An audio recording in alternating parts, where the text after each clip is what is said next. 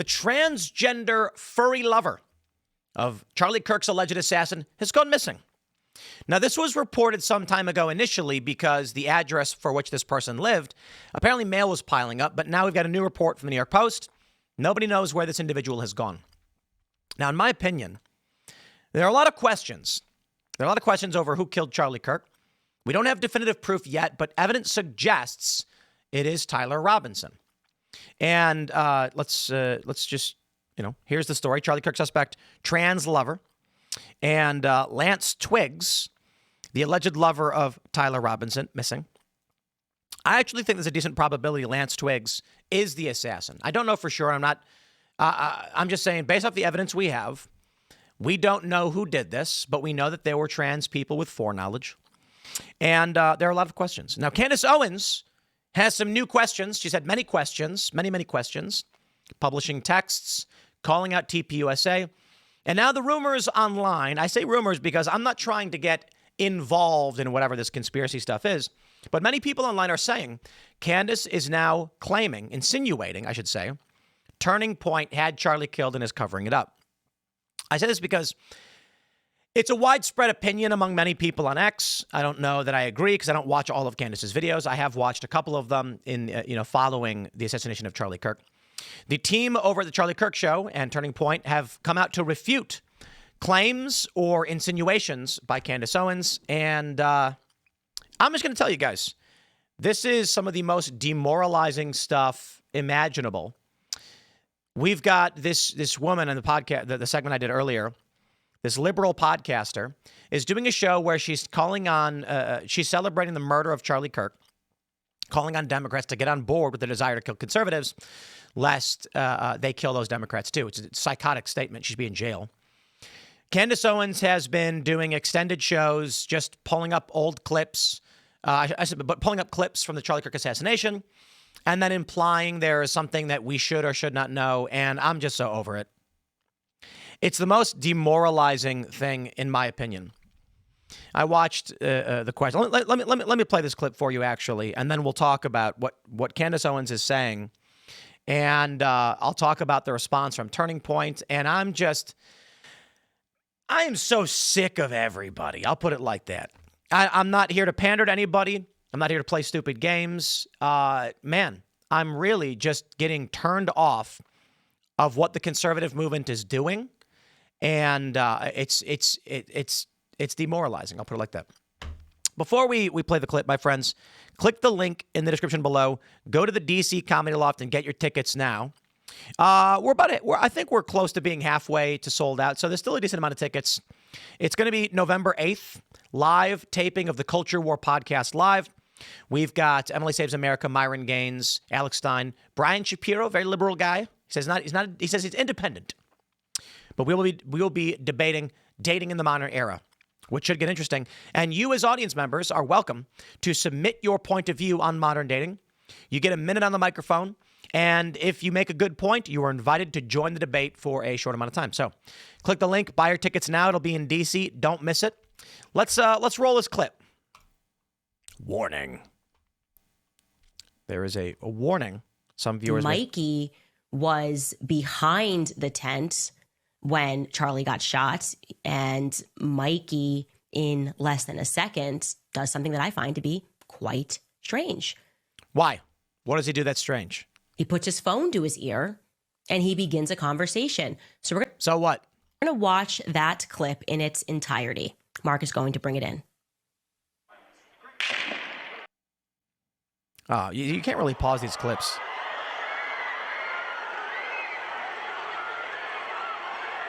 It is exactly 834 milliseconds from the time that you hear the shot. That is how long it takes for Mikey McCoy to put the phone to his ear. Now, why is that precise timing so important? Because there's no dialing. Mikey didn't have time to dial. She's right. Mikey didn't have time to dial. So hold on there a minute. When I take my phone and I open it and then I go to phone, I always dial numbers like this. That's how everybody uses their cell phones.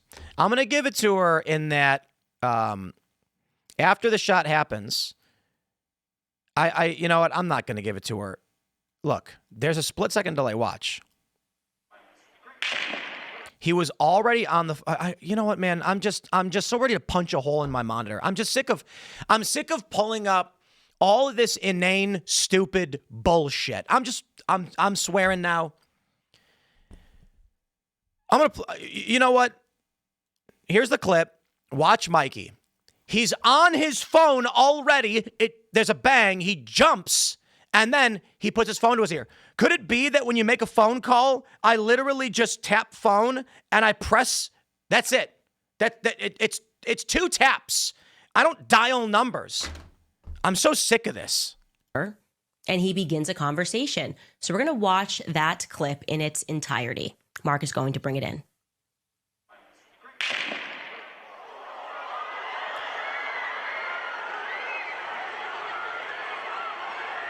It is. So let me make sure I got the right person on this one. Mark is going to bring it in. There's a guy right here. He had his phone in his hand already.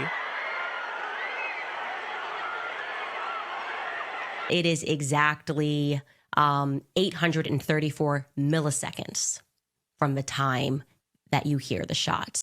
And so what? You know, okay, here's my point. I don't know what happened. I don't know who did what. Maybe it's weird. Maybe it's not. Everybody thinks they know everything. He's standing there with his phone in hand, and you can see it in his hand, and he was putting the ear to his phone. She's right. It's 8 milliseconds, meaning he was about to make a call right when it happens. The insinuation then is not that he's confirming the death or whatever it is the insinuation is. It's that he had picked up his phone and pressed call or was about to, and then the shot happened, and he walks away as people are running, and that's it. I don't know what it means. It means nothing. This is what I'm so sick of. Listen, we've got this story. Charlie Kirk suspect's trans lover Lance Twiggs goes missing 6 weeks after political assassination. Let me read this for you, and then I'll come back to the other one. The trans lover of Charlie Kirk's alleged killer has seemingly vanished his hometown 6 weeks after the assassination. Twiggs has steered clear of his love nest in the outskirts of the desert oasis of St. George. Authorities previously said that he is cooperating, but Twiggs has refused to speak with media. Robinson made a brief court appearance on Monday where he mounted the legal argument, blah, blah, blah. Listen, here's what I wake up to, and here's what I see. I'm not happy with the Turning Point USA team either, and it's demoralizing. Candace has made video after video after video. It's now a month and a half later, and she's once again pulling up another clip that is vague and nondescript, explains nothing, conveys nothing, and then doing this thing. What does that mean? Why did he do it? 8 milliseconds. I'm over it. I like Candace. I think she makes great content, and I'm just frustrated, not entirely because of, her. And I should say this. I shouldn't be so quick to get frustrated or agitated. But I'm just sick of the fake BS all the time. I feel like no one actually cares. I should say nobody, but there's a large portion of people in this country that really don't care. And it's things like this that make me think people don't care. I've talked to a lot of people about the assassination of Charlie Kirk and my thoughts and my theories. We had a debate show about it. It's a debate, but a discussion about it.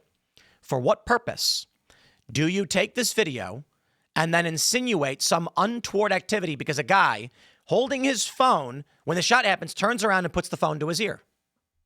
There was no dialing. He was dialing before Charlie got shot. And there's no dialing. I'm going to say it right now. I take my phone. I open it, phone, name, call. That's it. And I can do this in a split second. You don't dial numbers. It's this weird true crime drama reality TV stuff that's not just Candace doing, but tons and tons of people are doing. And I'm like, okay. I just did a segment on a woman who was laughing about Charlie Kirk's assassination. She's a liberal, and she says they want more. So what does Occam's razor dictate? In the absence of evidence, the solution that makes the least amount of assumptions tends to be correct. The least amount of assumptions we have so far is they caught a guy. We believe the guy running across the roof is that guy. He had motivation to kill Charlie because Charlie hated, I don't use strong words, but pushed back on the left. The FBI has released some evidence. The reason why they do is because it's to prevent narrative contamination. They don't want, there's a variety of reasons why you release certain information. You want to set the record on like, here's what we believe is happening, and then pursue it after the fact. And then we see all this stuff, these guys, and they're saying things like, why won't they release other footage? Because it's evidence of a murder. But they could just do it and dispel the conspiracies. They don't care about the conspiracies. The conspiracies are not material to whether or not they're going to be able to criminally indict this person. I will say that these constant accusations and claims are doing great to build up a defense for the alleged assassin. Andrew Colvett, executive producer of the Charlie Kirk Show, tackled spurious claims on Monday about Kirk's right-hand man, Mikey McCoy. Colvett slammed the extremely disgusting attack on Kirk's closest friend as he rubbished theories about McCoy that swirl around his swift departure from the scene while mysteriously using his phone. The claims were first published by two little-known creators before being amplified by Candace Owens. Someone made a video that's attacking Mikey, Charlie's friend, Charlie's chief of staff, a guy all of us know, a guy who we've seen on the show here in the last few weeks. They're attacking him, claiming based on a few seconds of clips that he allegedly has like a nonchalant, calm reaction to Charlie's murder. I'm going to be blunt about this. It's an extremely disgusting attack. Turning Point USA top brass have not shied away from addressing the conspiracy theories surrounding Kirk, even going as far as to confirm the veracity of texts in which he discussed Israel. The assault on McCoy stems from a video made by Ian Carroll, James Lee, and Candace Owens amplified. Mikey was behind the tent when Charlie got shot, and Mikey, in less than a second, does something that I find to be quite strange. He puts a phone to his ear and begins a conversation. Why is it strange? I'm going to ask you guys again. Tell me why it's strange. It's not. What's strange is that Charlie Kirk took a bullet to the neck. There are questions about how this all happened, why security didn't sweep the roof. And I have no problem saying this, and I'm done playing these stupid games, and I'm over the stupid BS. Charlie Kirk's security team didn't sweep the rooftops. Why?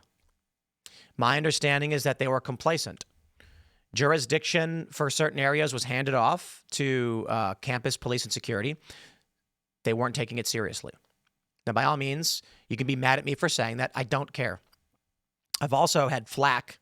People got mad because I pointed out that there are prominent individuals concerned that Turning Point can't survive without Charlie. Duh. That's obvious. And people are mad that I would say it. And I said people are going to get mad that I'm going to say it because Turning Point's desperately trying to convey strength right now, as they need to. I'm sick of these conspiracies, which are all easily explained. Why did a guy put a phone to his ear right after Charlie Kirk got shot? It looks like he's actually holding his phone and pulled something up. The shot happens. You can see people freak out. He then turns around, puts the phone to his ear. And then I think the story is that they said he didn't know exactly who he was calling. He's like, it's a blur, but he checked his phone and he was calling Erica.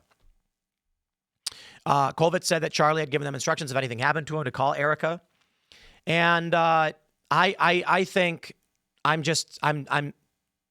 Turning Point is doing a miserable job. Let me put it like this. I watch a video of a guy holding his phone out. Shot rings out. He turns around, he starts walking away, puts the phone to his ear. He's calling someone. Well, it seemed like he was intending to call someone in the first place. What are they talking about? Honestly, don't know. Seems like the evidence now is that he was talking to Erica. Colvett saying, making the implication, he called Charlie's wife because something happened to Charlie is silly and inflames the conspiracy theories. And that's why I'm just like, is Andrew coordinating with Candace on this stuff? I have no idea, man. It's demoralizing, and I don't know. We don't know what happened. Human Events is insisting, they've written an open letter, that the Utah court opposing the courtroom ban of cameras in the Tyler Robinson trial. The courts, it seems, don't want people to see the evidence, the claims, And I think we should. I agree with Human Events and Libby Emmons and Jack Posobiec. I don't agree with how Andrew Colvett is handling these conspiracy theories. I would argue that Candace is well within her rights to ask any questions she wants. She's brought up a lot of interesting points, and I respect that she's done it. I also don't respect the constant conspiratard pulling up of like, here's a guy in a phone. Like, we literally have no idea what it means. For all we know, the dude has got IBS and he was calling his doctor because he was about to crap his pants. Okay? Mike, I'm not trying to insult you. I'm pointing out people make phone calls for 1,000,001 reasons. And everybody wants to, you know what it is? It's really demoralizing. Is just that so many people would rather have true crime drama than truly understand what's going on. The sensationalism is more important. And like I pointed out, you've got this woman, female podcaster, celebrating Charlie Kirk's murder. And she says to Democrats that if they don't get on board with it, they'll do the same to them. We get the implication. And then people are like, it couldn't have been the left. And I'm like, they're calling for more. They're celebrating it. There's a guy cheering for it. Whatever. The simple solution, somebody organized and planned this out. There's video footage that seems to indicate Tyler Robinson is the guy. The FBI seems to think so. They're not releasing everything, as the FBI typically does not do. I don't trust the government, and I don't know for sure. But the simple solution points in this direction. So why cast doubt on that? Clicks, views, get a lot of views. It's real great. I'm seeing Candace publishing texts from Charlie. I roll my eyes. Then Dinesh publishes texts from Charlie, and I'm just dude. It's so cringe. It's just so absolutely cringe. I think there's a strong probability that this Lance Twiggs guy is the actual shooter. He has a similar build and complexion and everything, and in photos wearing similar shoes. People pointed out that the messages between Robinson and Twiggs are suspect, as if they were fabricated. Yeah, I would argue that indicates a potentiality. Twiggs is the actual shooter. Why did Twiggs kill Kirk? Because Twiggs is trans. And the letter was a way to effectively force the investigation in the wrong direction. Robinson then goes to trial. Twiggs flees and vanishes. And then Robinson has an alibi at a Dairy Queen. And again, that was Candace who published that. And I'm not saying everything Candace is doing is bad or wrong. I think Candace generally has a good show. I'm just sick and tired of the true crime drama around Charlie Kirk's assassination because it's turning it into a meme, a spectacle, and a joke. Take video footage from the assassination, point at anybody, and say that's, look at the bush. When we had the debate on Charlie Kirk's assassination, I was told Charlie was shot from behind. And here's the bush where the person shot from in front of Charlie. I'm like, what are you doing? But there's a lot of people who want that stuff. Me, I'm just so demoralized by this. This is it. This is politics now. Whatever, man. I just say whatever. I don't know.